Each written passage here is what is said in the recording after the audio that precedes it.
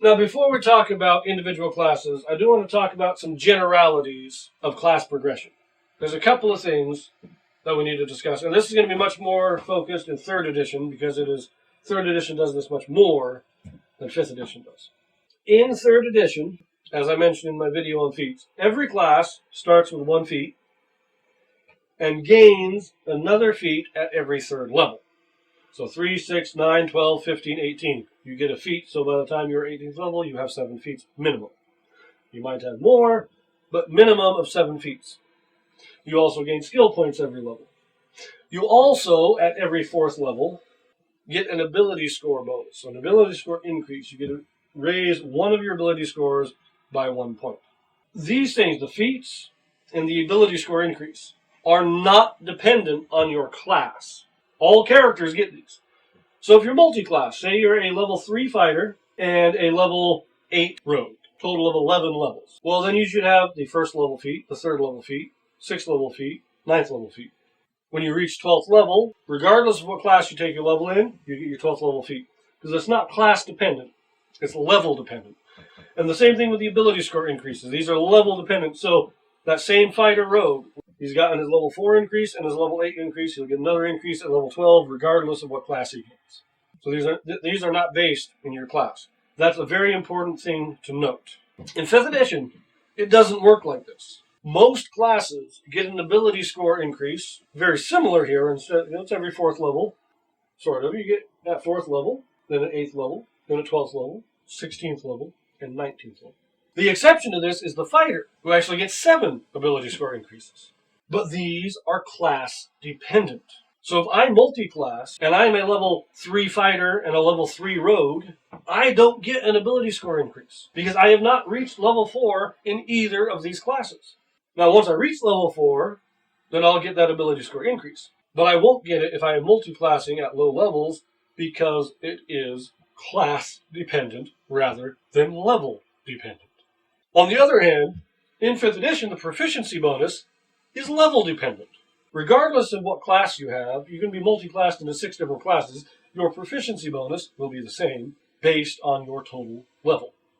And this proficiency bonus, of course, is added to your saving throws, attacks, to your skills, all of that. And that is not class dependent, it is level dependent. In 3rd edition, as I mentioned in other videos, we have a different calculation for attacks, as opposed to saving throws, as opposed to skills. 3 different ways to calculate these things, and these are all class dependent instead of level dependent. Kind of swapped them around here. Feats and ability scores are level dependent, while attacks, saves, and skills are class dependent. Over here, feats and ability scores are class dependent, while saves, skills, and attacks are level dependent. They flipped them over on us. And looking at 3rd edition, before we can discuss the classes individually, we got to understand this. So we have these attack modifiers. There are 3 different calculations. You have the high level calculation, and this is for your basic combat classes: Barbarian, Fighter, Ranger, Paladin.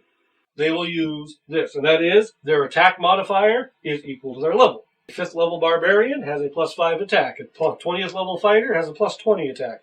Their base attack is equal to their level.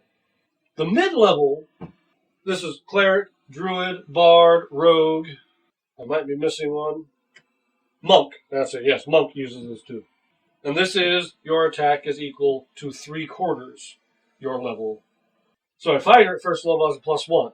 A rogue at 1st level has +0. But at level 2, the fighter gets a +2, the rogue gets a +1.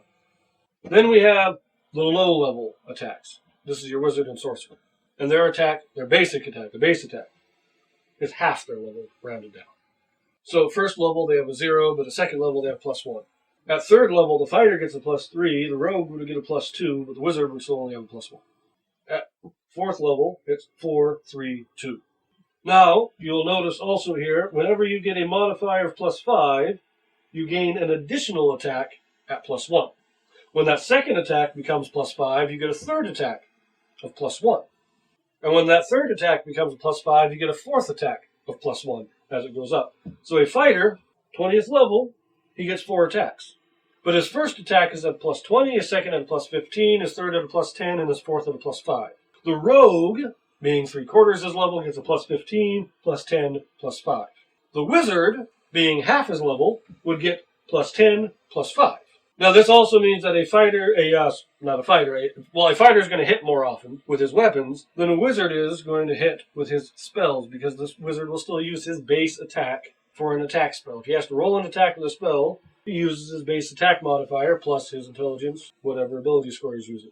So a fighter is going to hit more often, regardless of what kind of attack they're doing, which is why a lot of spells require saving throws instead of attacks. Now, saving throws, we got 3 different saving throws: Fortitude, Reflex, and Will. And there are 2 different ways of calculating your saving throws, again, based on level. And you have the good saving throws and the poor saving throws. A good saving throw, your modifier is half your level plus 2. Your poor saving throws are 1/3 your level, rounded down. So you'll note at level 20, half of 20 is 10, plus 2 is 12. So good saving throws are 12. However, 1/3 of 20 would be 6 and 1/3, so we round that down to just 6. 12 and 6. At level 1, it's 2 and 0. Now, what saving throws are good and what saving throws are poor will depend on the class. So I believe the Barbarian's Fortitude is good, but his Reflex and his Will are poor, I think. The Monk, all 3 of them are good. And then with skills, again, you have your skill points. And you add them up, and you have, briefly speaking, you have class skills, 1 point, raises it 1 rank. Cross-class skills, 2 points to get 1 rank. But the main thing to mention here is that your maximum is based on your level. You can never put more points into a single skill than 3 higher than your level. So at level 1, you can never have more than 4 points in any one skill. At level 10, you can have up to 13. At level 20, you can have up to 23. These 3 things are all class dependent. So if I'm a multi-class, say I'm a 5th level fighter and a 2nd level wizard, I get a plus 5 to my attack from being a fighter and a plus 1 from being a wizard for a total of plus 6. This means I have 2 attacks. With the saving throws, the same thing. A rogue has a good saving throw in his reflex, and a monk has all 3 of them. So if I'm multi-class and I become a level 3 monk and a level 3 rogue, well, the monk gets a plus 3 to all 3 of them. The rogue would have a plus 3 on his reflex, but only a plus 1 on the Fortitude and Will, for a total of 4, 6, 4. Now with the skills, it's a little bit different. The skills, the maximum level of the skills, so that level plus 3, that is actually level dependent.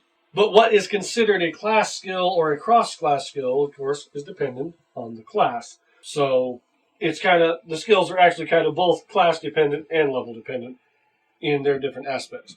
This is how 3rd edition works. And you have to understand this when you're looking at any of the classes. Class dependent, your attack, your saving throws, and your skills. Level dependent on feats and ability scores. This is exactly opposite to what 5th edition is, which is class dependent on abilities and feats, but level dependent on attacks, saves, and skills. And we will leave that here. Next videos will be discussing the Barbarian. If you are enjoying it, like, subscribe, please comment. Tell me what you think about my analysis here. Did I get anything wrong? And would you like to see anything in particular in the future? Barbarian will be next, but I believe the classes are going to have to be separated into multiple videos per class. So we will see how that goes in the future.